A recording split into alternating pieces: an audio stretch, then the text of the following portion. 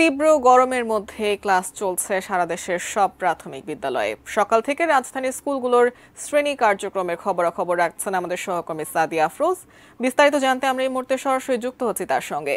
সাদিয়া আফরোজ, সকাল থেকে আপনার মাধ্যমে প্রাথমিক যে বিদ্যালয়গুলো রয়েছে সেগুলোর পাঠদানের খবরাখবরগুলো জেনে নিচ্ছিলাম। এই মুহূর্তে আপনি ঠিক কোন বিদ্যালয়ে আছেন সেটি একটু জানতে চাই, এবং সেখানে শিক্ষার্থীর উপস্থিতি কেমন দেখছেন, এবং স্কুল কর্তৃপক্ষ আসলে এই তীব্র গরমে ক্লাস নেওয়ার ক্ষেত্রে কোনো বিশেষ ব্যবস্থা গ্রহণ করেছে কিনা একটু জানতে চাই।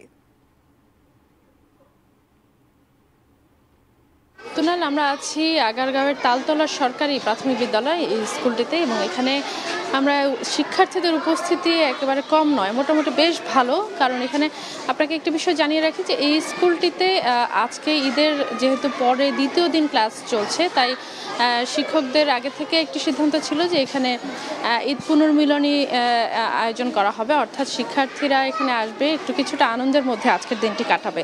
সে কারণে এখানে এখন একটি আসলে বিরতি চলছে, এবং বিরতির মাঝে শিক্ষার্থীদের যে টিফিন পিরিয়ড ছিল সেটি চলছে, সেটি শেষ হয়েছে। এবং এখানে শিক্ষার্থীদের নির্দিষ্ট স্কুলের ড্রেস তো আছে বটেই, কিন্তু আজকে তারা একটু ইনফর্মালভাবে এসছে, কারণ এখানে তাদেরকে সেটি বলা হয়েছিল যে সে সুযোগটি আজকের দিনের জন্য শুধু রাখা হয়েছিল।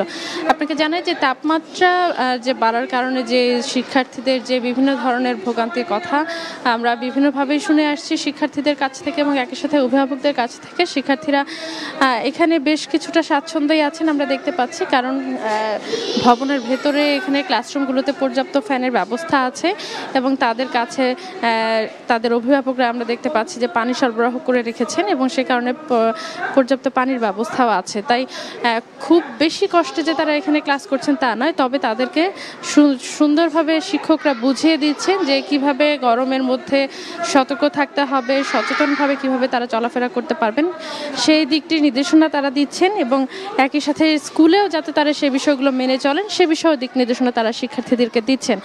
এবং এখানে এই আপনাকে জানি যে সকাল 8টা থেকে এই প্রাথমিকের ক্লাস শুরু হয়ে 11:30 পর্যন্ত চলবে, এবং শিক্ষার্থীরাও কিন্তু এখানে অভিভাবকরাও এখানে আছেন, যারা শিক্ষার্থীদেরকে এখান থেকে যারা তাদের বাবা মারা শিক্ষার্থীদের বাবা মারা তাদের সন্তানদেরকে ক্লাস শেষে এখান থেকে নিয়ে যাবেন। তারা বলছিলেন যে এত বেশি তাপের কারণে আসলে শিক্ষার্থীদেরকে কিছুটা ভোগান্তিতে পোহাতেই হয়, তবে স্কুল বন্ধ রেখে তারা সেটি করতে চান না।